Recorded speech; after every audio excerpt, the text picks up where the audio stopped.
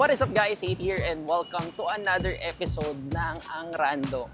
So nandito tayo ngayon sa street ng The Fort and we're doing street photography guys. Pero wait lang, parang kilala ko yun. Idol ko to eh. Kilala niyo ba to? Annyeonghaseyo!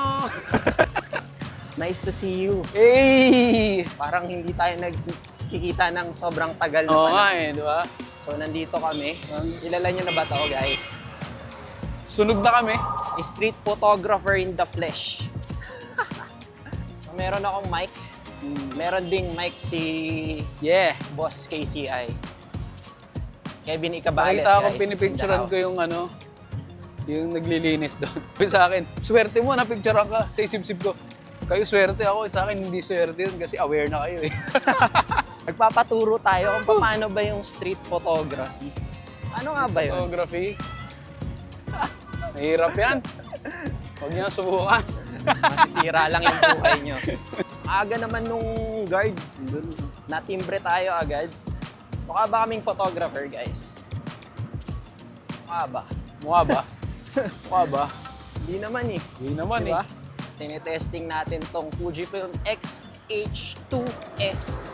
Makita mo yung camera na gamit mo, At brother. try natin ngayon yung X-H2S for street photography. Yeah. Sanay ako sa X-T3 eh. Tapos medyo parang lumaki yung feeling sa akin. Pero mas sanay ako yung ganitong style ng shooting. Kasi dati, nung nagsa-start ako mag-photo, yung focusing ko dito talaga. Hindi ako nag-half press. Sa T3 lang ako nag-half press ulit, bumalik ako. So ngayon, parang babalik ako sa dating way ko ng shooting. Nag-half press ako sa focusing Tama. bago i-click yung shutter. Kaya feeling ko, Canon days. kaya. Canon days.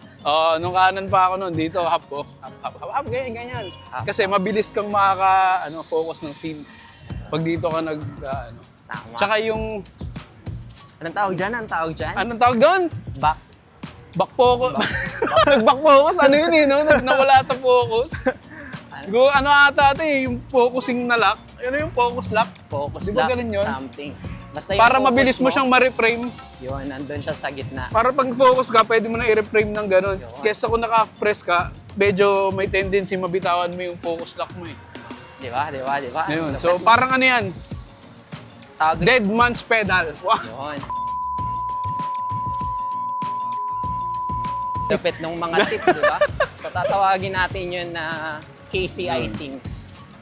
Ayos ba yung vlog natin? Ayos So to. we're vlogging So random and so Habang- init. habang tumatawid, di ba? So, wala tayong masyadong pakialam sa mga tao kung tinitingnan nila tayo. Pitik nga lang ako ng pitik eh. Hindi naman nila tayo masyadong pinapansin kasi discreet lang, liit lang na itong hawak nating camera. Parehas kami ng gamit nga pala, Fujifilm Oo. X-H2S, yung nagre-record nitong video. And yung gamit nating audio is yung Holy Landmark M2. So parehas kaming meron. So anong masasabi niyo sa audio natin? Ayos ba yung audio? Ayos naman. So Good, naka noise reduction. So ayan may nakita na naman si KCI. O diba? Ganun lang sa Kunan street. nyo lang yung gusto nyo. May nakapark dito. Di picturean nyo. So naririnig nyo ako, naririnig nyo rin siya. So Yan. parehas yung Lalo. audio natin. Eme lang. And good to for vlogging. By the way, yung camera na ginagamit ko is nakalagay siya sa mini tripod. So this is from Photo Pro. Napaka-convenient na hawakan yung vlogging camera natin. And mas stable or stabilize siya kasi may IBIS din to and maganda yung hawak natin sa kanya ngayon. Diba? Nakita ko ni ate, pinicturean ko sila. Napasmile, yun o. Hi, for vlogging. Nga pala guys, kung ayaw nyo pagpawisan, huwag kayo mag-street photography. Tama. Bawal sa mga arte. Kung mga masiselan kayo sa Bawal sa buhay, maselan guys. hindi pwede yun. Yung gamit nga pala nating lens, magkaiba kami ng gamit. So, itong ginagamit ko sa vlogging, Yan. ito ay 10-24 na Fujinon lens, Nice. WR. So And I'm then using the 16-255 Yeah, f2.8 WLM WR. RLMWR. Diba? So, yan yung pang street photog ng mga street photographers. Ito yung everyday lens ko eh. Pag Nag-street photography ako. Parehas kami. Lagi akong nasa 16mm.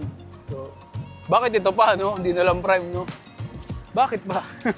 Bakit nangingialam? Ayan yung gamit namin. May gwardya. Sama ng tingin sa atin ng gwardya. Layo pa lang, Malayo pa lang kami, nakikita na namin may gwardya doon. So, ang gagawin namin, tatawid kami dito. Pipicturean ko yung gwardya. Tignan natin. Okay? Haba na itong video natin. Picturean kita. We're vlogging, Vlogging rights to. Dapat may vlogging rights ka. Dapat may vlogging rights tayo kasi naka-go naman yung pedestrian. Ay ko, nakangalay na ako. Diba? Ganda nung Ganito technique, guys. Huwag mo muna pipicturean direct. Magaganon-ganon ka muna sa langit. Ganon ka, titingin ka ng magandang spot. Tama. Tapos ika-capture mo yung yung moment. Tama. Napicturean ko na. Ayos na. Hindi ko nga lang pinag-isipan. Di ba? Pero napicturean. At least napicturean. Yun naman yung habol Ay, diba? Nakangalay na ako. Post muna natin. So ngayon, tatawid muna ako. Iwan ko muna doon si KCI. Mag-shoot din tayo and i-test din natin tong Fujifilm X-H2. So ang gamit kong film simulation ngayon is yung Reala Ace.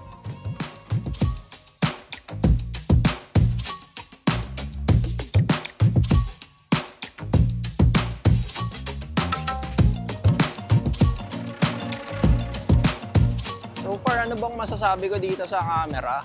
Doon muna tayo sa positive. Sobrang bilis ng autofocus. Siyempre, yung mga bagong improvement, bagong tech, nilagay na nila dito. Kaya fluid yung functionality ng camera. Sa negative, ang naiisip ko lang is yung wala siyang kasamang battery charger or external battery charger. Ang kasama lang niya is yung power brick na somehow hindi siya maganda. Kasi para kanino ba ginawa tong camera na to? Para lang ba sa mga enthusiast? Kasi syempre bibili nito mga professional photographer. Bakit hindi pa nila sinama yung battery charger? So bibili ka pa separately. Hindi ko alam kung yung mga naunang release ng camera na to is merong kasamang charger. Pero ito kasi wala. Pero so far maganda naman yung performance ng camera. Marami naman na siyang firmware update. Oh brother, anong napansin mo dito? May napansin ka ba? Hindi, nabibigatan ako. Pero tama, mas wala akong mabigat nga mag-exercise. Tama. Medyo mabigat nga siya kumpara dun sa mga mas maliliit na version ng APS-C sensor ni Fujifilm. Pag tumagal-tagal ba, kasi from X-T3, mabigat to para sa akin eh. Ganito yung photo walk, guys. Hindi namin alam kung saan kami pupunta. Maglalakad lang kami ng maglalakad. Diba? Hanggang makakita kami ng interesting na subject. So dapat mabilis yung mata mo para sa malupit na composition, diba? Pabalik na kami kung saan man kami nanggaling. Ako, wala akong money shot. Si KCI mo ang maraming money shot. So yan yung composition ni KCI. No, medyo nakaganon yung phone. Naka-extend yung cellphone. No? Parang pwede. Atay, idol. So yun guys, dito na natin tatapusin tong video na to. Thank you guys for watching. Now, may napulot kayo or at least I got you entertained or we got you entertained.